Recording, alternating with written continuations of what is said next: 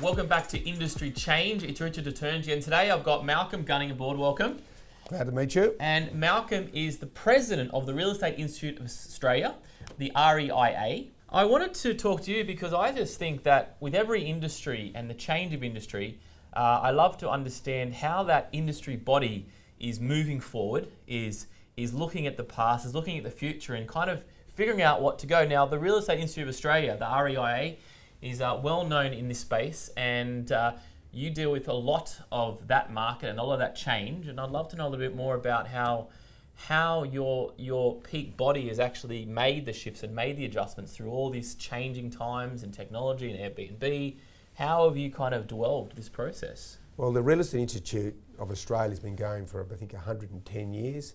And in the various states have been going for 120, 130 years. So there's been an evolution. Real estate's changed dramatically from, the 19th century through to here we are in the 21st century. Yep. And the big challenge for particularly residential real estate is the amount of change that is coming down the line now, particularly through what we see happening in the rest of the world, is dramatic. We've never seen anything like this before. So the industry itself has to adapt very quickly. And in the past, we haven't been nimble.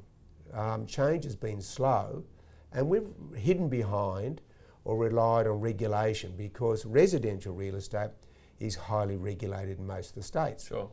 So there's been a little bit of complacency in as much as, well, we're regulated, we're licensed. Everything will be okay. Everything's okay. Right.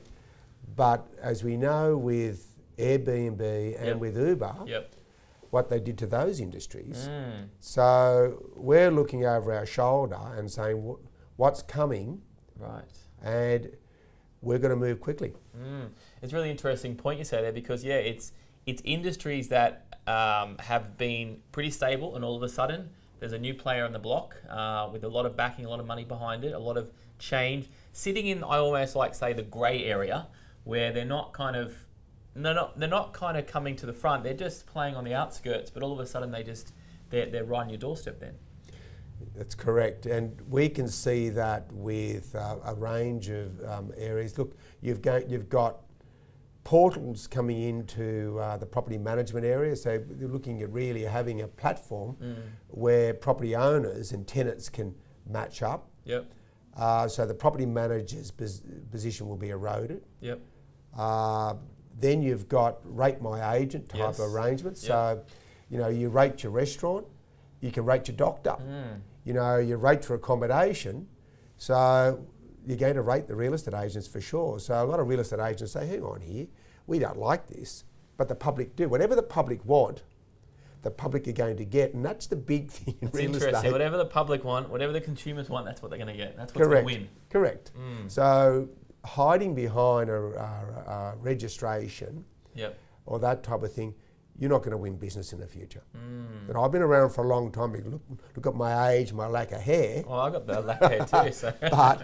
But one thing that we have to be good at in real estate, and many of us are, is to be nimble and quick and change with the time. Look at, I suppose, the biggest example, Richard, is we all used to sit around of a Saturday 10 years ago, have a coffee, and read the real estate ads when we're looking at leasing or buying property. What do we do on Saturdays now? You sit with your iPad looking at the portals. Straight through, Okay, and that's 10 years. You've seen Fairfax go from the rivers of gold from the classified ads of a Saturday to now being a fraction of what it was, and print's starting to disappear. Well, I saw an advertisement for one of those real estate portals saying if you're not on our platform, you're not in the game. You're not in the real estate game. I thought, you know what? If they said that 5, 7, 8 years ago, it would have been sure. But if you say that now, it's like, well, it's pretty much factual now. People are looking in a different way. When we talk about marketing in our company and we educate any business about how to market, the first thing we always talk about, especially today, and I don't think anything will change, is building trust in the marketplace. Now, I found that real estate agents have known this for a very long time because I see, and for years, you see a flyer in a mailbox. It might not be the most appropriate thing now, but you still see their picture on the flyer, and then you see the billboard with their picture, and then you see the house is sold by this agent. Now, other industries haven't really, they're taking up that offer now, they're taking up that process now, but I found the real estate market always did that process. I'd love to know why you guys started that process of really branding a person's face, and do you think that's the future, or do you think that's age? How is that going to work with the new technology? Because most people want a trusted advisor with their biggest asset, particularly a home. What's changed in real estate is what you're talking about, is that the real estate agent tended to be the custodian of the market, market information in their suburb. So if you went down and saw Malcolm Gunning down the road, you saw all his signboards with his face, and he knows what's going on. He can price my house. But guess what? You can go online now, and with a few clicks, you can find out generally what your house is worth. Makes sense. The valuation of your property is not so important. So what the agents are doing now, what the residential agents particularly, they're saying, I'm the one who can achieve the best price for you. I've got the expertise. This is where they've moved to. Now, I've got the expertise to value add to your transaction. Because you've got a special home, and every home's special, as you know. And mine's better than the one down the road. So, but I'm able to recognise that. I'm able to then put myself between the prospective purchase and myself, and I'm going to be able to get you the best price. And that's what the fees are paid for.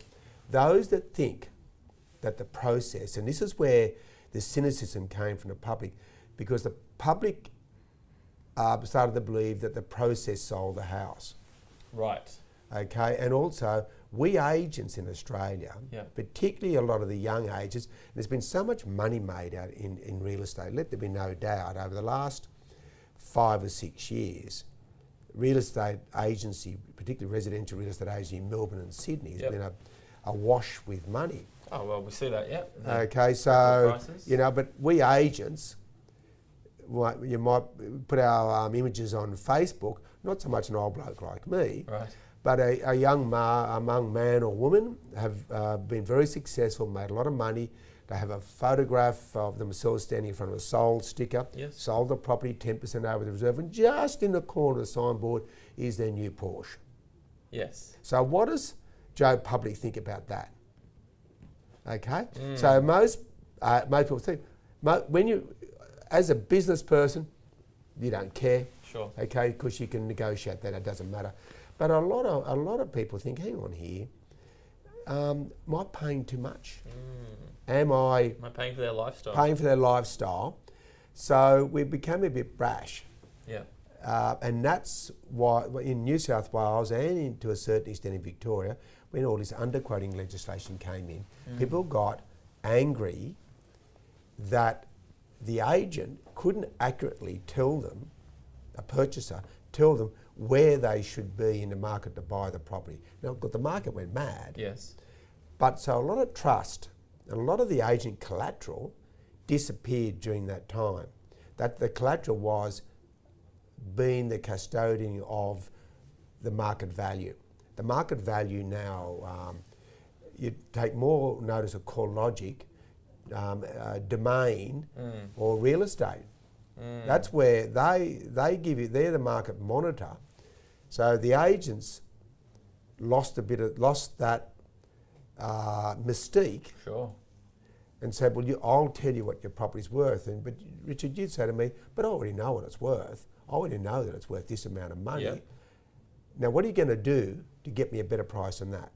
And how much you're going to charge me? So then the challenge for the real estate agents is, how am I going to value add to that transaction when you take two or three things away? So the value add is still very important then, but it's done in a different way. You asked about the agents have promoted themselves very well. So if you've been in an area for some time, and most real estate agents get themselves associated with an area. I've got grandsons that play footy out at Coogee. And of all the teams that are running around there, I think every prominent real estate agent's got a tag on the shorts and on the jumper. Yes, they So, do. or what does that tell you? Yeah. That agency is associated with that area. Sure. So what people want, people are becoming more village orientated. Yes. So they'll go to the local butcher, they'll go to the local whatever, solicitor. More communities. More yeah. community. So Malcolm Gunning or Richard is associated with that community. They sponsor the community. They give back to the community. They must be good blokes or good people. So the branding and marketing, what you're saying and what's possibly going to happen in the future, and it's already happening now, it's about making sure that, if you want to drive that fancy Porsche, you got to make sure that you put yourself in the community correctly and do it well and be consistent in that. Correct. Very much so. But you also have to be innovative. So you have to understand that the public are not dumb anymore. No, definitely okay? not. So they're going to get more and more information. And the challenge for the real estate agent is to be able to broker that information, be able to sift through and say, look, Richard, you've got those facts and figures, but let's just run through a few things here so we can get it very clear. This is what the buyer's going to be looking for in your property. Yeah. Okay? This is what sets your place apart or what it doesn't, and this is how we're going to market it.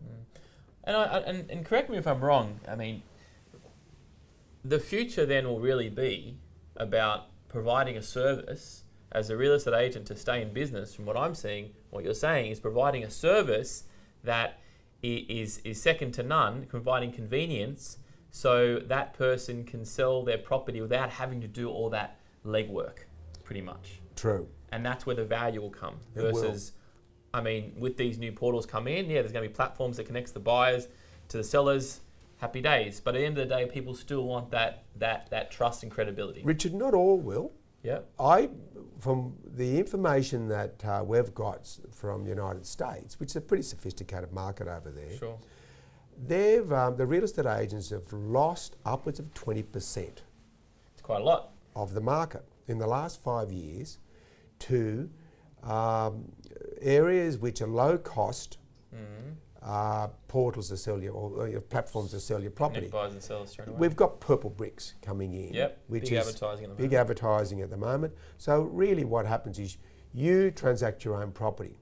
You use is to go through. There's a set fee. You get advice, but really you're the one. You the vendor is the one that's driving it. So, and that makes a bit of sense sometimes. And Makes a lot of sense. It does. If particularly, and let's just talk about fees. Sure. So let's just talk. Here we are sitting in Surrey Hills. This is where the smash avocado on toast is all about, okay? Let there be no doubt. And it's a highly desirable The place to overpriced live. lattes, yep. You know, for the baby boomer like me, the empty nester, or the professional wants to come and live here. So Sure. it's going to cost you $750,000 to buy a 55 square metre one bedder. Fair call, yeah. Okay, so a 55 square metre one bedder is a box. Yep. Strata box in a good location. What's unique about it's a lifestyle and probably the architecture they're building outside. So to sell something like that, you're probably going to be charged a fee of in the vicinity of $10,000 to $11,000. That's at 2%.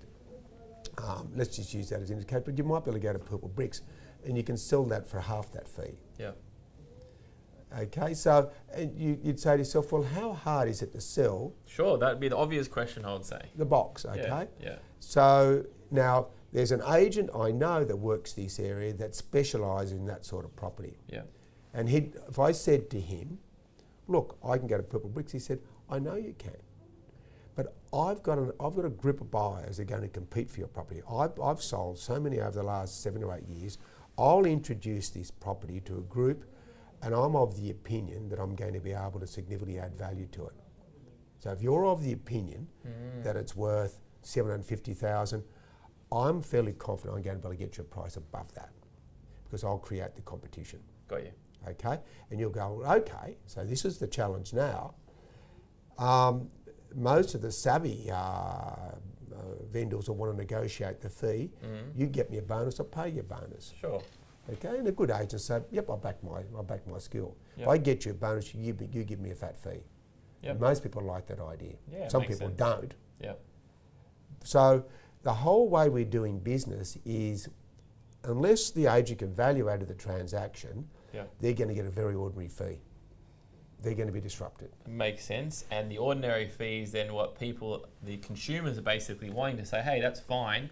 You're a service provider helping me, or you're an expert that's going to get me the extra price. And if you do that, you'll be rewarded. You can go get your Porsche pretty much. Correct. You know what I mean? Correct. That's the value there, because you're selling a high priced item. Correct. So what does that mean for the industry in Australia? Now we've had, Sydney and Melbourne, what we've got to understand too with this affordability debate that's going on, and that's really only a Sydney Melbourne debate. Yep. Other parts of Australia, and your viewers would know very well what happens in Western Australia, prices are falling, or Brisbane, or you go to the Northern Territory, it's up there the other way. Everybody's moving to different areas. Yeah, but so real estate is not like it is in Sydney and Melbourne. Yep. So up there, they'll gladly pay, outside of Sydney and Melbourne, most places, they'll gladly pay a fee for a real estate agent because buyers are not scarce. You know, I've got to stop losing money because it's going back the other way. Right. So this is really very much a Sydney-Melbourne type thing. And this is where the Sydney and Melbourne really, if you want to play in this industry, the first industry for change, you have to be prepared for change. Otherwise, you're saying we'll move up in other areas where you can go back to old school business. Old school business, very much so. It's not going to be as much disrupted up there. When I was in Darwin, they wouldn't know what Purple Beach or Rate My Agent is and that sort of thing. It's a very different marketplace. Yeah, no, that's really good. It's really good, and it's so interesting because every industry is going through some sort of disruption right now, and it's great to understand that, you know, if they take the advice and if they kind of work together within that industry body, and not be so against it, there is, you know, ways to continue that business. It's just about staying innovative. And how do you think a real estate agent should be marketing themselves to the consumer now? What do you think the best way for that is? That's a very, very good question. Having a profile of an agent running around, being in the area, standing in front of a beach or a rural property or something like that, I think they should be able to talk about the market. I think they should be able to give information. I'm always of the opinion when we go out there, we should tell the owner or a landlord something they don't know. Right.